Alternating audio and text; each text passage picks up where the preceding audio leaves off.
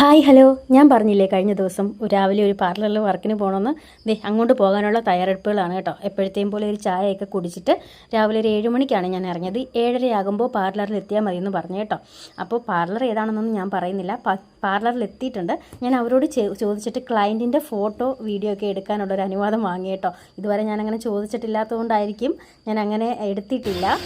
മെസ്സിയായിട്ട് ഇതിപ്പോൾ ചെയ്തേക്കുന്നത് 2 സൈഡിൽ നിന്ന് മെസ്സിയായിട്ട് എടുത്ത് ഇവിടെ കൊണ്ടുവന്ന് ക്ലീൻ ചെയ്തിട്ട് കേൾസ് കിട്ടി വെക്കുക. അത് മതിയോ? അത് മതി. മെസ്സി ചേരയൊക്കെ ചെയ്യും. പിന്നെ ഒരുപാട് അങ്ങനെ നമുക്ക് പൊക്കണ്ട, കാരണം ഈ ചീനി കുറച്ച് പഴുക്കിയായതുകൊണ്ട് ഇതും കൂടി ഇങ്ങനെ കൊമ്പ പോകും. ഇതൊന്ന് താഴ്ന്നാലേ നമുക്കിത് ഓവൽ ഷേപ്പിൽ കിട്ടത്തുള്ളൂ. ഓക്കെ. ഈ മെസ്സി എന്ന് പറയുമ്പോഴേ നമുക്ക് കുറെ ഇങ്ങനെ പൊങ്ങി ഞാനാണെങ്കിൽ ഒരു നീറ്റായിട്ട് ചെയ്തിട്ട് ലൈൻസ് ഇട്ട് അത് മതി. അതാവുമ്പോഴേ കുറച്ച് നീറ്റ് ആകുകയും ചെയ്യും, ഒരുപാട് അങ്ങ് പൊങ്ങത്തും. അത് മതി. അപ്പോൾ അതേ പുള്ളിക്കാരുടെ ഡിമാൻഡും കാര്യങ്ങളൊക്കെ കേട്ടില്ലയോ.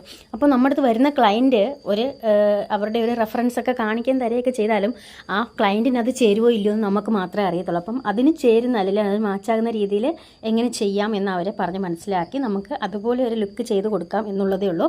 പുള്ളിക്കാരിക്കൊരു സിമ്പിൾ ലുക്കായിരുന്നു.